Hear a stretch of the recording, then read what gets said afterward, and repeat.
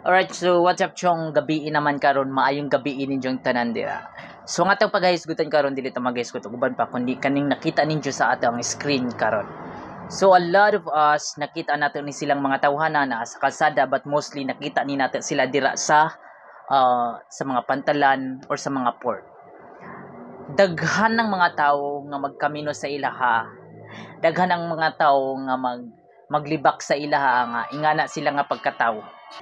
Pero wala ta kabalo nga siguro diha nga mga parte sa inyong lugar ingana sila nga pagkatao pero dili nato general samtang parehara gana sa ato mga Pinoy normal pa na silang mga tao og na sila sa nang lugar nga ingana sila so ingana na ilahang grupo dira pero sa lain nga lugar lahi pa ning grupo like diri sa Davao.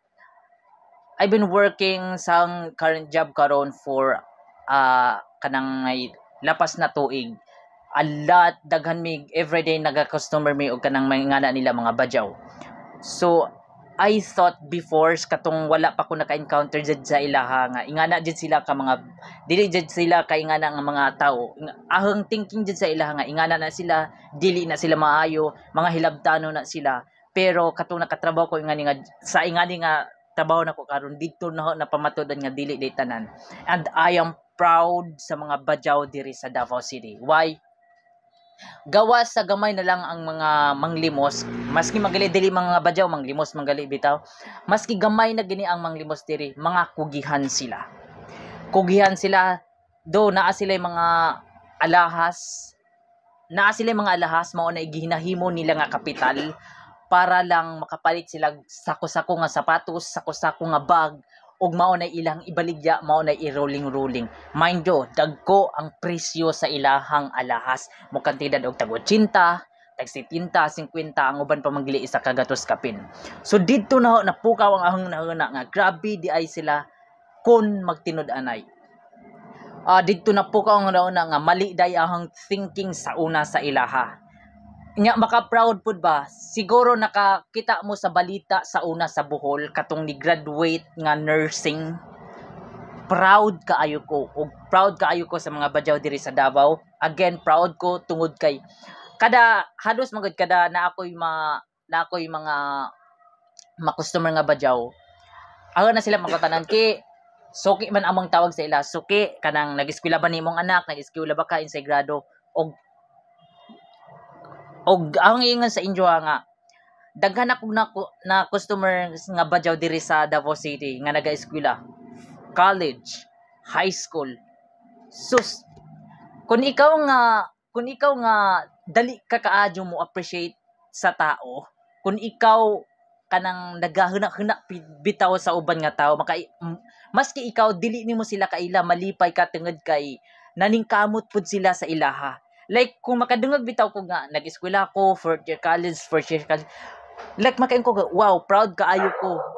Nga nga, kuan, naka-eskwela ka na, niabot kay nga na, pero maski, nga na, ilang kahimtang karon nga, muadto sila sa eskwelahan, ginabuli sila sa mga, uban nga mga Pinoy, nga natural nga Pinoy, nga pareha nato, nga, dili, pareha sa ilang grupo, dili badyaw, ginabuli sila pero padayon gihapon sila sa pag-eskwela which is I am so proud sa ila na first year college na high school like mayon kog maayo kay kaingon ko sa ila maayo kay nagpadayon ka pag-eskwela ipadayon na kay mauranay ato ang makuha sa ating kaugalingon nga dili ma-transfer sa uban like sa una naingon jud kog wala jud sila nakaingon jud ko sa una nga wala jud sila as in ingana ara sila pero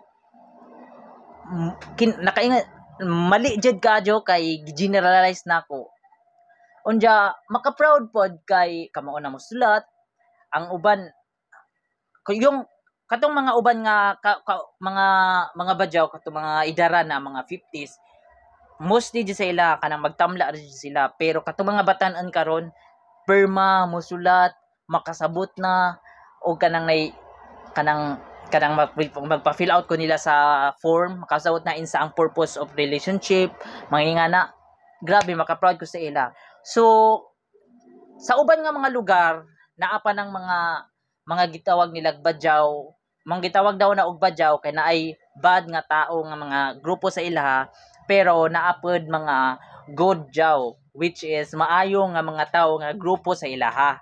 So kita, pero ang ating nakasagaran kay Badyaw man. Unya sa uban nga mga lugar naaman din ang maldito, naa din na sila. Basta ang ako lang jud maingon sa inyo ha, ako lang jud matambag sa mga katawan, adyaw kami no si ang mga badyaw tungod kay sa inyo ang nakita, sa inyo ang lugar ingana sila. Adyaw i-generalize kay kung moadto ka sa uban nga lugar, didto nimo makita ang mga good jaw. Didto nimo makita ang kakugi sa usa ka mga gudyaw. Didto nimo makita nga grabe di ay sila kung maningkamot. Imagine katong na ako gi-interview nga isa ka customer nga suki. Ang kuki, nga ni pila may kapital ni nila palit og sapatos. Gipangutanan mao ba ki? Tapos pila pud inyong magginansya na ki sa isa ka sako 20 mil. Sa isa ka sako lagpas og 20 mil. Si asa ka makakuha og mga natural nga Pinoy nga ingana? Kita mga arte man kaadyo ta, di magli ta magsuri-suri dira sa uban, di magli ta magsuri-suri diha sa kalsada nga ingana mao ni manghanjag na. Pero sila ne Kibs na sa ila, wala sila pakialam basta kay naa sila na maligja og maayo ang ilang pagpamaligja.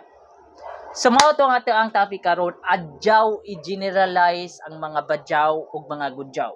Na ay maayo, na ay dili maayo. Samara natin sa mga natural nga mga Filipino, na ay maayo, na ay dili maayo. Maong adyaw i-generalize kay kung moadto ka sa uban nga mga lugar diha nimo makita ang mga gudyaw o didto nimo makita pud ang mga badyaw. So sa mga badyaw nga magkasabot ni ani, I am proud sa inyo ha. Proud kaayo ko, padadyon mo sa pag-eskwela bisan ginabuli pa mo. Adyaw jud ihusulod sa inyong una nga muundang mo eskwela tungod kay ginabuli mo. Adyaw pasagdi ang taong nagbuli ninyo kay lupig ang mga Bisaya sa inyo ha. Lupig ang mga uban nga mga Tagalog, uban nga mga insa pa na dira sa inyohang diskarte kung kamo na jud mangita og maayhon sa inyohang kaugalingon. So proud kaayo ko, padadyon lang mo sa inyohang pagkamaayo. Unya try to convince also sa inyohang mga kagrupo nga mo eskwela aron pud sila makakat-on.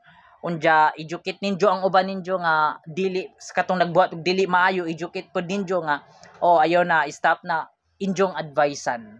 So padayon lang og isa ra ako maingon, proud kayo ko sa inyo. Salamat ug amping mga tanan.